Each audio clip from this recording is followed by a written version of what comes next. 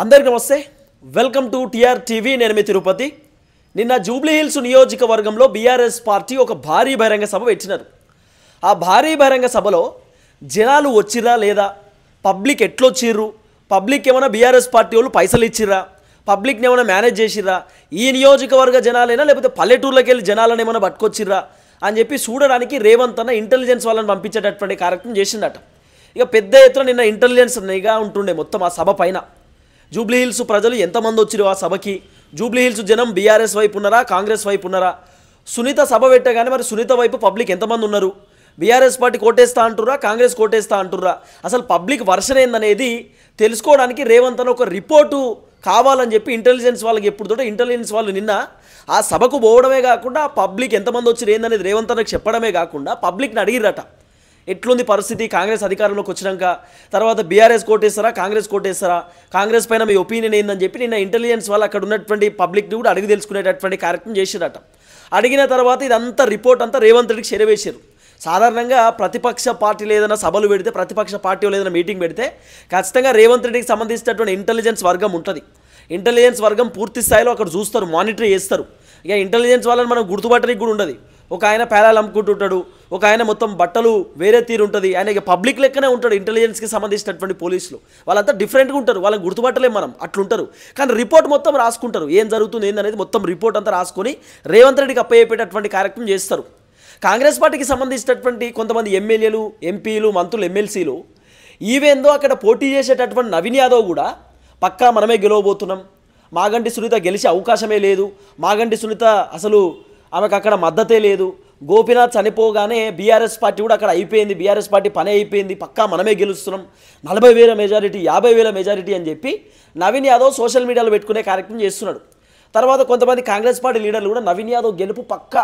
ఇక దాంట్లో వేరే ఆప్షనే లేదని చెప్పి రకరకాలుగా మాట్లాడేటటువంటి కార్యక్రమం చేస్తారు సీన్ కట్ చేస్తే బీఆర్ఎస్ పార్టీ భారీ బహిరంగ సభ జూబ్లీ హిల్స్లో పెడితే ఇసుకే తెరాలనంతమంది జనాలు వచ్చారు చాలామంది పబ్లిక్ మామూలు పబ్లిక్ కాదు భయంకరమైనటువంటి జనాలు వచ్చారు అసలు రారేమో అనుకున్నారట కాంగ్రెస్ పార్టీ లీడర్లు ఇక బీఆర్ఎస్ పల్లెటూర్లలో లేదు సిటీలో కూడా అయిపోయింది మాగంటి గోపీనాథ్ చనిపోగానే బీఆర్ఎస్ పార్టీ కూడా ఇక్కడ అయిపోయింది పని ఇక సునీత తిరిగినా కూడా వేస్ట్ ఎందుకంటే సునీత ఇక్కడ గెలవదు అని చెప్పి అనుకున్నారు కానీ చాలామంది జనాలు వచ్చారు ఈ జనాలను చూసిన తర్వాత రేవంత్ అన్న పరిశాన్ అయిందట రేవంత్ అన్న జూబ్లీ హిల్స్కి సంబంధించినటువంటి ఆ నియోజకవర్గంలో సునీత పెట్టినటువంటి భారీ బహిరంగ సభ తర్వాత కేటీఆర్ మాట్లాడిన మాటలు హరీష్ రావు మాట్లాడినటువంటి మాటలు రేవంత్ రెడ్డి కూడా చూసిండు అనేది కొంత వినబడుతున్నటువంటి చర్చ కేసీఆర్ వరంగల్లో భారీ బహిరంగ సభ పెడితే రేవంత్ అన్న వాళ్ళ ఇంట్లో దాదాపు 6 మంది మంత్రులను పిలిచి కూర్చొని సోఫాల పైన కూర్చొని టీవీ చూసిండట రేవంత్ అన్న ఇది పెద్ద ఎత్తున వినబడినటువంటి చర్చే టీవీ చూసిండని చెప్పి కేసీఆర్ ఏం మాట్లాడతాడు కేసీఆర్ ఏమన్నా ప్రభుత్వాన్ని విమర్శిస్తాడా నేను ముఖ్యమంత్రి కదా నా పేరేమన్నా కేసీఆర్ తీస్తాడా అని చెప్పి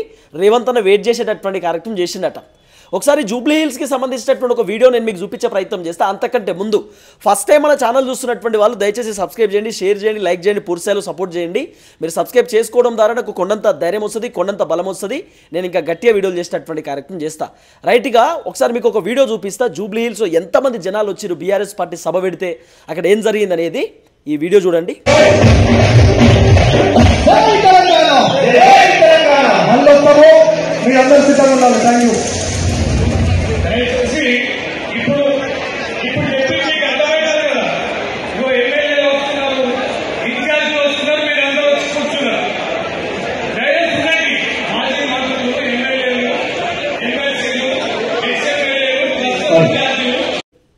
చూసిరు కదా జూబ్లీ హిల్స్లో ఎంతమంది జనాలు వచ్చారో దాదాపు కేటీఆర్ ఎక్స్పెక్ట్ చేయకంటే ఎక్కువ మందే వచ్చారట కేటీఆర్ మినిమం ఎక్స్పెక్ట్ చేసిందట ఎక్కువ శాతం వద్దు జనాలు ఇబ్బంది అవుతుంది తొక్కిసులాట తోపులాట అయితే ఇబ్బంది అవుతుంది కొంచెం మోతాదుగానే తక్కువగా ప్లాన్ చేసుకుందామని చెప్పి కేటీఆర్ అనుకున్నాడు కానీ జూబ్లీ హిల్స్లో సభ పెడితే దాదాపు 6 డివిజన్లు ఈ 6-7 డివిజన్లో ఉన్నటువంటి జనాలు మొత్తం సగం మంది ఆ సభలోనే వృద్ధులు కూడా సభకు వచ్చారు ముసలోళ్ళు ఆ సభకు వెయ్యిర్రు సభకు పోయి ఆ సభలో మాట్లాడుతున్నారు ఔర్ ఏక్ బార్ కేసీఆర్ కావాలని చెప్పి హిందీలో మైనార్టీలు ఇంకోసారి కేసీఆర్ రావాలి మేము చూడలేకపోతున్నాం మాతో అయితలేదు అని చెప్పి జనాలు కూడా రేవంత్ రెడ్డికి సంబంధించినటువంటి ప్రభుత్వం పైన మండిపడేటటువంటి కార్యక్రమం చేస్తారు ఇంటెలిజెన్స్ వాళ్ళు అడిగేటటువంటి ప్రశ్నలకు జనాలు వాళ్ళదైనటువంటి శైలిలో సమాధానం చెప్పిరట వచ్చి ఏం చేసిండు మహిళలకు ఏమైనా 2,500 ఇచ్చిండా వృద్ధులకు 4,000 రూపాయల పెన్షన్ ఇచ్చిండా, నిరుద్యోగులకు ఏమైనా 4,000 రూపాయలు నిరుద్యోగ భృతి ఇచ్చిండా, వికలాంగులకు 5,000 రూపాయల పెన్షన్ ఇచ్చిండా, లేకపోతే ఏమైనా రోడ్లు వేయించిండా, ఏమైనా స్కూల్ కట్టించిండా, కాలేజ్ కట్టించిండా, బిల్డింగ్ కట్టించిండా, ఏం చేసిండు? ఆయన వచ్చుడుతో హైదరాబాద్ మొత్తం బ్రాండ్ ఇమేజ్ తగ్గింది, రియల్ ఎస్టేట్ పడిపోయింది, హైడ్రా తీసుకొచ్చి పేదవాళ్ళు ఇల్లులు కూల్చేసిండు. ఆయనకు ఎందుకు వేయాలి ఓటు? ఆయన ఏం పని చేసిండు అని చెప్పి జనాలు రేవంత్ అన్న పైన మండిపడుతురు, తిడుతురు రేవంత్ అన్నను. నన్ను అడుగుతూ ఒకవేళ నవీన్ యాదవ్ అక్కడ ఓడిపోయింది అనుకో, అది నవీన్ యాదవ్ కారణం కాదు, రేవంత్ రెడ్డి కారణమే. నవీన్ యాదవ్ పైన జనాలు పాజిటివ్గానే ఉన్నారు, కానీ రేవంత్ రెడ్డి పైన నెగిటివ్గా ఉన్నారు. రేవంత్ రెడ్డి చేసినటువంటి పనుల పైన జనాలు చాలా నెగిటివ్ ఉన్నారు, మామూలు నెగిటివ్, అది భయంకరమైనటువంటి నెగిటివ్. నిన్న మాగంటి సునీత మాట్లాడుతూ పాపం ఆమె చాలా ఎమోషన్ అయినారు. ఆ వీడియో చూసినప్పుడు నాకు కూడా చాలా ఇబ్బంది అనిపించింది. ఆమె మాట్లాడుతూనే సడన్గా గోపీనాథ్ గారిని గుర్తు తెచ్చుకొని కంటతడి పెట్టుకున్నారు. ఆమె కంటతడి పెట్టుకోగానే అక్కడ ఉన్నటువంటి సభలో ఉన్నటువంటి జనాలు కూడా చాలా ఎమోషన్ అయిపోయారు. హరీష్ రావు కూడా నిన్న ఏడ్ చేసినటువంటి ఒక వీడియో కూడా ఉంది. ఒకసారి నిన్న సునీత గారు ఎమోషన్ అయ్యారు, సునీతతో పాటు కేటీఆర్ హరీష్ రావు కూడా ఎమోషన్ అయ్యారు. నిన్న ఆమె మాట్లాడుతుంటే కన్నీళ్లు పెట్టుకున్నారు.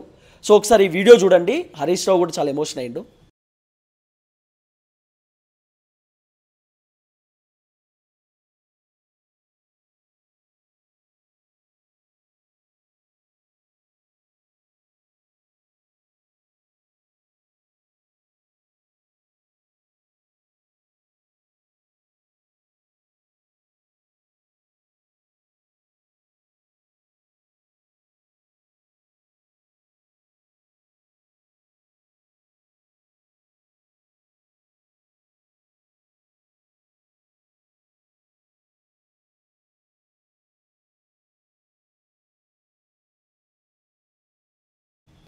చూసిరు కదా, హరీష్ రావు కూడా కన్నీళ్ళు పెట్టుకున్నాడు సునీత ఏడవగానే. ఎందుకంటే హరీష్ రావుకు మాగంటి గోపీనాథ్ చాలా దగ్గర.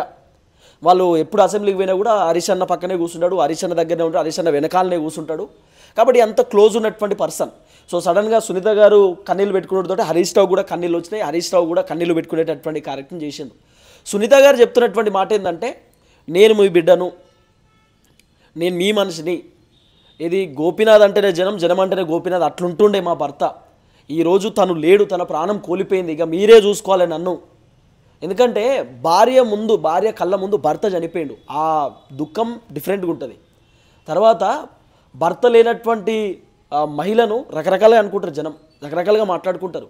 అవన్నీ నేను పట్టించుకుని నాకు జనాలు కావాలనేటటువంటి ఉద్దేశంతో సునీత గారు మాట్లాడేటటువంటి కార్యక్రమం చేశారు. నిన్న సునీత గారు చాలా అద్భుతమైనటువంటి స్పీచ్ ఇచ్చారు. చాలామంది అనుకున్నారు ఆమెకు మాట్లాడడం రాదు, ఆమె మాట్లాడలేదు, ఆమె ఒక డమ్మీ లెక్కన నిల్చోబెట్టారని చెప్పి రకరకాల కాంగ్రెస్ పార్టీ లీడర్లు మాట్లాడారు. కానీ చాలా బాగా మాట్లాడింది ఆమె, చాలా అద్భుతంగా మాట్లాడింది. తర్వాత వాళ్ళ బిడ్డ, తర్వాత వాళ్ళకి సంబంధించిన కుటుంబ సభ్యులు కూడా గ్రౌండ్లో తిరుగుతున్నారు, గ్రౌండ్ రియాలిటీలో ఉన్నారు. వాళ్ళకి టికెట్ కన్ఫర్మ్ చేసుకుంటే మొత్తం పబ్లిక్లో తిరుగుతున్నారు, పబ్లిక్తో మాట్లాడుతున్నారు. వాళ్ళు ఎప్పుడు పబ్లిక్లోనేనట. ఈ మాగంటి గోపీనాథ్ కూడా డైరెక్ట్ పబ్లిక్లోనే పోతుండేనట, పబ్లిక్ కూడా గోపీనాథ్ వాళ్ళ ఇంటికి పోతుండేనట. చాలామంది జనాలు మేము ర్యాపిడోకు, ఓలా, ఊబర్లకు పోతుండే, అక్కడ లోకల్ ఉన్నటువంటి వెంకటగిరి కాలనీలో ఉన్నటువంటి వాళ్ళు, తర్వాత అక్కడ రహమత్ నగర్లో ఉన్నటువంటి వాళ్ళు, వాళ్ళని అడుగుతా, యూసఫ్గూడలో ఉన్నటువంటి వాళ్ళను, శ్రీనగర్ కాలనీలో ఉన్నటువంటి వాళ్ళని అడుగుతా నేను సాధారణంగా, ఎట్లుంటాడు మీతో మంచిగుంటాడా అని చెప్పి. మస్తు ఉంటాడు, ఎప్పుడు వేరే కలుస్తాడు, ఇట్లా తోపాట పోతుంటే కూడా అన్న 10 నిమిషాలు మాట్లాడాలంటే ఆగుతాడు. జనాలు చెప్తున్న వర్షన్ గోపీనాథ్. ఇక కొంతమంది అయితే గోపీనాథ్ మమ్మల్ని పట్టించుకోలేదు, ఏది కొంత బ్యాచ్ ఉంటారు కదా కాంగ్రెస్ పార్టీకి సంబంధించి, వాళ్ళు చెప్తున్నటువంటి మాట. అంటే ఎవరికి వాళ్ళకు చాలా సపరేట్ జోన్ ఉన్నారు. కాంగ్రెస్ వాళ్ళు పక్కా నవీన్ యాదవ్ గెలుస్తారని, ఇక కొంతమంది జనాలు తర్వాత బీఆర్ఎస్ పార్టీ వాళ్ళు పక్కా సునీత గెలుస్తుందని చెప్పి రకరకాలుగా మాట్లాడుకునే కార్యక్రమం చేస్తున్నారు. అయితే జూబ్లీ హిల్స్లో ఒక అంశం తెరపైకి వచ్చింది. ఆ వీడియో కూడా నేను మీకు చూపిస్తా. ఒకటే ఇంట్లో 43 ఓట్లట, దొంగ ఓట్లకు సంబంధించినటువంటి అంశం బట్టబయలైంది. ఒకటే ఇంట్లో 43 ఓట్లు, ఒక్కింట్లోనే. మరి ఆ ఇంట్లో ఎంతమంది ఉంటారంటే 3 ఉంటారట. కానీ ఆ ఇంట్లో 43 ఓట్లు వచ్చినాయి, ఒకటే ఇంటి నెంబర్ తోటి 43 ఓట్స్, అన్ని దొంగ ఓట్లే, దాదాపు 40 దొంగ ఓట్లు. ఈ 40 దొంగ ఓట్లు సోషల్ మీడియాలో గట్టిగా వైరల్ అవుతుంది. అయితే అనుమానం ఏంటంటే మొన్న నవీన్ యాదవ్ ఓటర్ ఐడీలు పంచేయండు, ఓటర్ ఐడీలు పిలిచి మరి పంచేటటువంటి కార్యక్రమం చేసిన. అంటే నవీన్ యాదవ్నే ఈ దొంగ ఓట్లు తయారు చేయించిండా, దొంగ ఓట్లతో నవీన్ యాదవ్ గెలుద్దామని చూస్తున్నా అని చెప్పి రకరకాలుగా మాట్లాడుకునే కార్యక్రమం చేస్తున్నారు జనం. కాబట్టి కేటీఆర్ కూడా దొంగ ఓట్ల పైన మాట్లాడే కార్యక్రమం చేసిండు. ఓసారి కేటీఆర్ మాట్లాడినటువంటి మాటలు వినండి. ఇంకొక పని కూడా చేస్తున్నది కాంగ్రెస్ పార్టీ. నిన్న మనోళ్ళు తిరుగుతుంటే ఇదొకటి దొరికింది. ఒకటే ఇంట్లో ఈరోజు కాంగ్రెస్ పార్టీ వాళ్ళు, ఎందుకంటే మీరు ఎట్లాగూ ఓట్లేరని అర్థమైపోయింది వాళ్ళకు. మామూలుగానైతే ప్రజలు బాగా కోపంగా ఉన్నారు, ఓట్లేరని అర్థమైంది.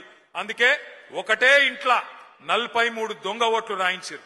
ఒక్కొక్క ఇంట్లో 43 దొంగ ఓట్లు మొత్తం కలిపి వేల సంఖ్యలో దొంగ ఓట్లు కూడా రాయించారు. మేము దాని మీద ఎక్సర్సైజ్ చేస్తున్నాం. ఎట్లా దాన్ని ఎదుర్కోవాలో ఎదుర్కొందాం. విన్నారు కదా కేటీఆర్ చెప్పినటువంటి మాట. దాదాపు 43 దొంగ ఓట్లు ఒకటే ఇంట్లో. ఆ దొంగ ఓట్లకు సంబంధించినటువంటి ఫోటో కూడా నా దగ్గర ఉంది. ఓసారి 43కు సంబంధించినటువంటి ఆ ఫోటో ఎంతమంది ఉన్నారు లిస్టులో అనేది చూడండి.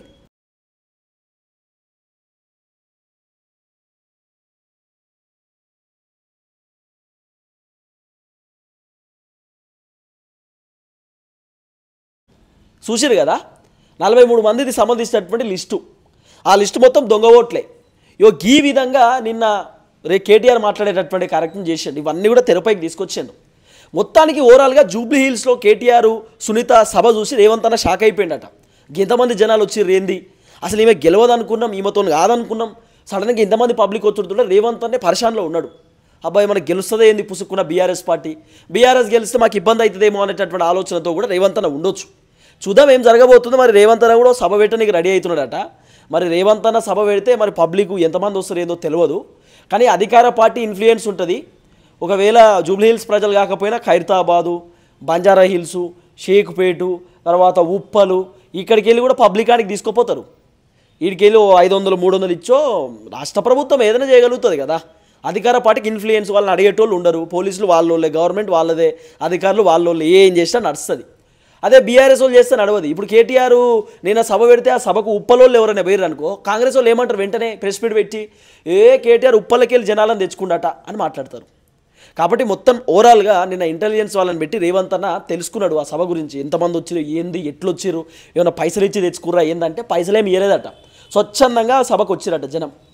సో తర్వాత పూర్తి స్థాయిలో ఆ సభకు సంబంధించినటువంటి వ్యవహారంలో తర్వాత సునీత గారు మాట్లాడినటువంటి మాటలు సానుభూతి వర్కౌట్ అవుతుందా లేదా.